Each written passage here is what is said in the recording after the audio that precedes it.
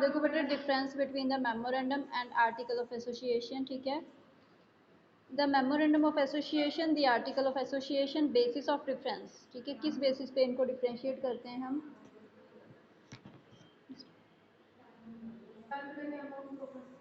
देखो it defines the objectives of the company, जो company के उद्देश्य को डिफाइन करता है बेटे। It defines the rules for attaining the objectives mentioned in the memorandum of association, ठीक है। जो आर्टिकल ऑफ एसोसिएशन है ये क्या करता है, हमारी हेल्प करता है मेमोरेंडम में जो ऑब्जेक्टिव्स दिए गए हैं उनको अचीव करने में। जो एक वाइटल डॉक्यूमेंट है, एक काफ़ी बड़ा डॉक्यूमेंट है, ठीक है। जो एक सब्सिडियरी है, मीन्स एक हेल्पिंग डॉक्यूमेंट है। जे बेटे रिलेशनशिप डिफाइन करता है कंपनी का बाहर वाले लोगों के साथ, ठीक है। जे क्या करता है, कंपनी का रिलेशनशिप डिफाइन करता है मेंबर्स के साथ, मीन्स शेयर होल्डर्स के साथ, जो कंपनी के इंटरनल पर्सन्स हैं उनके साथ। नेक्स्ट है बेटे वैलिडिटी।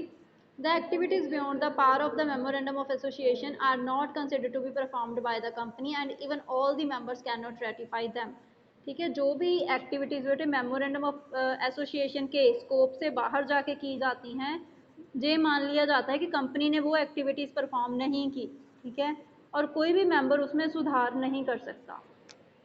रेटिफाई मीन्स कुछ changes. Activities beyond the power of the article of association are also void. जो एक्टिविटीज़ बेटे आप आर्टिकल ऑफ एसोसिएशन से बाहर जाके करोगे वो भी आपकी गैर कानूनी होंगी, ठीक है, गलत होंगी, but their ratification is possible. But उनमें चेंजेस करना पॉसिबल है, उनको ठीक करना पॉसिबल है by the members. Necessary, it is its preparation is necessary to get the company registered. Company को रजिस्टर करवाने के लिए इसको प्रिपेयर करना कंपलसरी है। इट इज़ नॉट नेसेसरी, इसको प्रिपेयर करना ज़रूरी नहीं है, ठीक है। Prepare it for public limited company, public limited company के लिए in its absence the provisions of table F applies, ठीक है। अगर पब्लिक लिमिटेड कंपनी इसको प्रिपेयर नहीं करती तो वो टेबल एफ प्रिपेयर करेगी। But is necessary for private company, but private company के लिए आर्टिकल ऑफ एसोसिएशन को प्रिपेयर करना कंपलसरी है। अल्ट्रेशन, इसको आसानी से बेटे अल्टर नहीं किया जा सकता, ठीक है। बहुत सारे मतलब मैटर्स में परमिशन लेनी पड़ती है कोर्ट से या रजिस्ट्रार से, फिर ही आप चेंजेस कर सकते हो, ठीक है। जो आपका आर्टिकल ऑफ एसोसिएशन है इसमें अल्ट्रेशन हम कर सकते हैं। अल्ट्रेशन होता है बेटे चेंजेस। अगर आपको कहीं पर क्वेश्चन पूछ लिया जाए तो देखो आपके 6 क्लॉज हैं, ठीक है, मेमोरेंडम ऑफ एसोसिएशन में। आपके जो फर्स्ट 5 क्लॉज हैं बेटे उनमें अल्ट्रेशन पॉसिबल है, उनमें चेंजेस पॉसिबल है।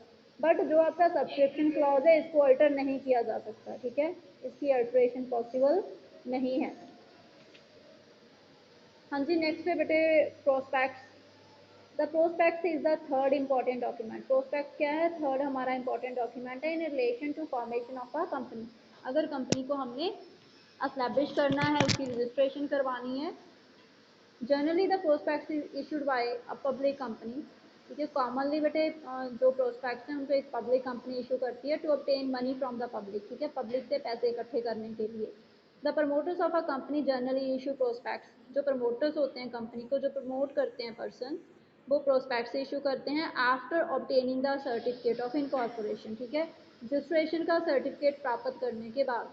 In fact it is the chief source of attracting the attention of the public, ठीक है। लोगों को अपनी तरफ अट्रैक्ट करने का एक मेन वे है prospects regarding the birth of a company, ठीक है, मतलब कंपनी की स्टार्टिंग के टाइम पे। In this way the prospect is an advertisement of a company, ठीक है। इस तरह जो प्रोस्पेक्ट्स होती है कंपनी की एक एडवर्टाइजमेंट होती है अकॉर्डिंग टू कंपनीज एक्ट। जो कंपनीज एक्ट है, ठीक है, उसके according power to issue a prospect best only in a company having share capital. बेटे जो कंपनी शेयर्स को इशू करके उससे कैपिटल रेज करती है, सिर्फ वही कंपनी प्रोस्पेक्ट्स को इशू कर सकती है, चाहे फिर वो प्राइवेट कंपनी है चाहे पब्लिक है। वैसे प्राइवेट तो प्रोस्पेक्ट्स इशू कर ही नहीं सकती, ठीक है, क्योंकि वो पब्लिक को शेयर्स सेल नहीं करते, ठीक है। वो अपने फ्रेंड्स को, अपने रिलेटिव्स को शेयर सेल करते हैं, तो वो प्रोस्पेक्ट्स नहीं इशू करते। पब्लिक कंपनी में मतलब पब्लिक कंपनी तब इशू करेगी प्रोस्पेक्ट्स जब वो शेयर्स के द्वारा मनी रेज करेंगे, ठीक है। दूसरी जो कंपनी मतलब शेयर कैपिटल के द्वारा फाइनेंस नहीं की जा रही, ठीक है, उसको प्रोस्पेक्ट्स इशू करने की ज़रूरत नहीं है। देखो ऑब्जेक्ट्स क्या होते हैं प्रोस्पेक्ट्स के, क्यों इशू की जाती है। To invite the public to purchase shares and debentures, लोगों को इनवाइट करने के लिए ताकि वो आपके शेयर्स एंड डिवेंचर्स को परचेज करें। To give details of those conditions, उन कंडीशंस की डिटेल देने के लिए, on which invitation to purchase shares and debentures is given to public. ठीक है, मतलब लोग आपकी कंपनी में आके शेयर्स परचेज करेंगे, डिवेंचर परचेज करेंगे, तो उसके लिए कुछ कंडीशंस होंगी, ठीक है, कुछ रूल्स रेगुलेशंस होंगे, तो उनकी डिटेल्स आप प्रोस्पेक्ट्स में दोगे। To declare that promoters will be liable for the information contained in the prospectus. ठीक है, ये डिक्लेयर करोगे, आप लोगों को बताओगे कि जो भी इंफॉर्मेशन दी गई है प्रोस्पेक्ट में वो बिल्कुल सही है। अगर उस इंफॉर्मेशन में कोई कमी है या कोई किसी तरह का मतलब झूठ बोला गया है तो उसके लिए प्रमोटर्स, ठीक है, रिस्पॉन्सिबल होंगे। नेक्स्ट है बेटे नीड ऑफ प्रोस्पेक्ट्स, क्या ज़रूरत होती है हमें प्रोस्पेक्ट्स की। It is not necessary that every company issue of prospects. ठीक है, हर एक कंपनी को प्रोस्पेक्ट्स इशू करना ज़रूरी नहीं है। A restriction is impose on a private company, private company के ऊपर रेस्ट्रिक्शंस लगी हुई हैं to offer for sales shares and debentures to public. ठीक है, कि वो पब्लिक को अपने शेयर्स और डिवेंचर सेल नहीं कर सकते। That's why it can not issue a prospect, तो उनको प्रोस्पेक्ट इशू करने की भी नीड नहीं है क्योंकि उन्होंने पब्लिक को कोई इन्फॉर्मेशन ही नहीं देनी। बट वो पब्लिक कंपनी, बट जो आपकी पब्लिक कंपनी है शेयर्स के द्वारा लिमिटेड, ठीक है, उनको ज़रूरी होता है प्रोस्पेक्ट इशू करना, उसके बाद ही वो शेयर्स अलॉट कर सकते हैं। अगर उन्होंने प्रोस्पेक्ट इशू नहीं की तो वो प्रोस्पेक्ट की जगह पे एक statement in due of prospect issue कर सकते हैं। ठीक है, और उसको वो रजिस्ट्रार को सेंड करेंगे 30 डेज के अंदर अंदर। If a public company limited by shares, ठीक है, अगर कोई पब्लिक कंपनी जो शेयर से लिमिटेड है वो लोगों से मतलब कैपिटल रिसीव करती है तो उनको प्रोस्पेक्ट्स इशू करना कंपलसरी है। But the promoters of those companies who can collect capital from their personal sources are not required to issue a prospect. But promoters अगर बेटे अपने पर्सनल सोर्सेज से, जैसे कि उन्होंने अपने किसी फ्रेंड से लोन ले लिया, बैंक से लोन ले लिया है ना, किसी रिलेटिव से लोन ले लिया, अगर इस तरह वो अपना फाइनेंस अरेंज करते हैं तो उनको प्रोस्पेक्ट्स इशू करने की ज़रूरत नहीं है। बट वो एक स्टेटमेंट इशू कर सकते हैं प्रोस्पेक्ट्स की जगह पे। नेक्स्ट है देखो बेटे form and contents of prospects, क्या क्या होता है प्रोस्पेक्ट्स में। ठीक है, the prospectus is such a basic document. Prospects क्या है आपका, एक बेसिक डॉक्यूमेंट है कंपनी का जो लोगों को अट्रैक्ट करता है, पब्लिक को अट्रैक्ट करता है कि वो इन्वेस्ट करें अपना मनी, ठीक है, कंपनी में। और वो लोगों को अवेयर करता है कंपनी की कमर्शियल प्लानिंग के बारे में, कंपनी की प्रॉफिट अर्निंग कैपेसिटी के बारे में। ठीक है, सो इट इज़ नेसेसरी, तो जो ज़रूरी है that prospect should indicate the real picture of the company, की जो प्रोस्पेक्ट है वो कंपनी की एक्चुअल पिक्चर रिप्रेजेंट करे, एक्चुअल पोजीशन रिप्रेजेंट करे लोगों को। देखो सबसे पहले प्रोस्पेक्ट में क्या आप बताओगे, main object of the company and signatories of the memorandum of association. ठीक है, main objects of the company, names and address of signatures of the memorandum, their occupation and number of shares taken by them must be stated in। ठीक है, company किस objective के लिए establish की गई है, सेल ज़्यादा करनी है, प्रॉफिट ज़्यादा अर्न करना है, कोई सोशल सर्विस करनी है, जो कुछ और जो भी ऑब्जेक्ट होगा वो बताया जाएगा।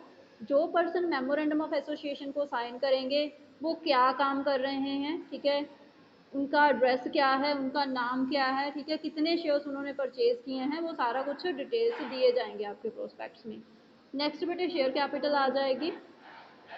शेयर कैपिटल से रिलेटेड जो इन्फॉर्मेशन दोगे आप प्रोस्पेक्ट्स में, अथोराइज्ड या रजिस्टर्ड कैपिटल कितनी है आपकी, ठीक है, उसमें से कितना आपने एक्चुअल में इशू किया है, कितनी टाइप के शेयर्स हैं, ठीक है, हर एक टाइप के शेयर कितने इशू किए हैं आपने, शेयर होल्डर्स के पास कितनी पावर होएंगी, रिडीमेबल प्रेफरेंस शेयर्स, रिडीम होता है बेटे वापस करना।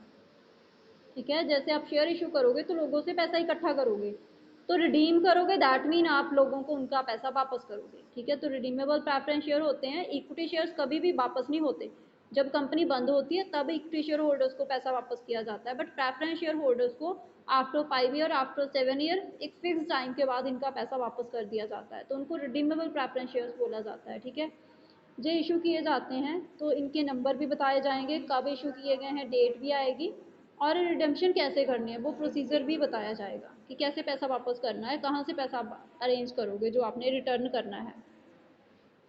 देन मैनेजर पर्सोनल आएंगे, मतलब मैनेजमेंट में कौन कौन से पर्सनस हैं।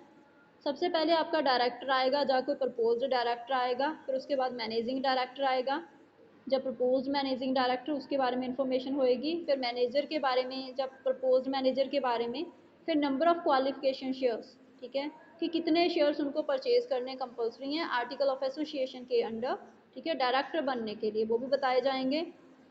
डायरेक्टर्स को रेमोनरेशन कितनी दी जाएगी, रेमोनरेशन जहाँ पे बेटे वैसे लिखा हुआ है सैलरी, ठीक है, बट रेमोनरेशन में सारा कुछ आ जाता है, आपकी सैलरी भी आती है, बोनस भी आता है, कमीशन भी आता है, कोई डीए या टीए दिया जा रहा है तो वो भी आ जाएगा, डियरनेस अलाउंस, ठीक है, etcetera. No matter they have worked as director, managing director और इन अदर कैपेसिटी, ठीक है, चाहे वो किसी भी कैपेसिटी में काम कर रहे हैं, चाहे वो मैनेजिंग डायरेक्टर हैं, चाहे वो डायरेक्टर हैं, ठीक है, चाहे वो मैनेजर हैं, हर एक का रेमोनरेशन बताया जाएगा। मिनिमम सब्सक्रिप्शन, अगर आप शेयर सेल कर रहे हो तो उनमें से कितने शेयर्स सेल होना कंपल्सरी है। That amount in the opinion of director which is necessary to collected before starting the business of the company, ठीक है, कंपनी का मतलब बिजनेस शुरू करने से पहले आपको जो मतलब कंपल्सरी ही है अमाउंट रिसीव करनी, 90% होती है सब्सक्रिप्शन और 120 डेज के अंदर आपने रिसीव करनी होती है, ठीक है, मतलब आपके 120 डेज में 4 मंथ्स आ जाएंगे। ओपनिंग ऑफ सब्सक्रिप्शन लिस्ट, जो आपने शेयर्स इशू किए हैं तो किस दिन आप चेक करोगे कि कितने एप्लीकेशंस आ चुके हैं। The time of opening of the subscription list shall not be earlier before the expiry of 5th day from the date of issuing the prospect, ठीक है, प्रोस्पेक्ट इशू करने से लेके 5th डे से पहले आप ओपन नहीं कर सकते सब्सक्रिप्शन लिस्ट।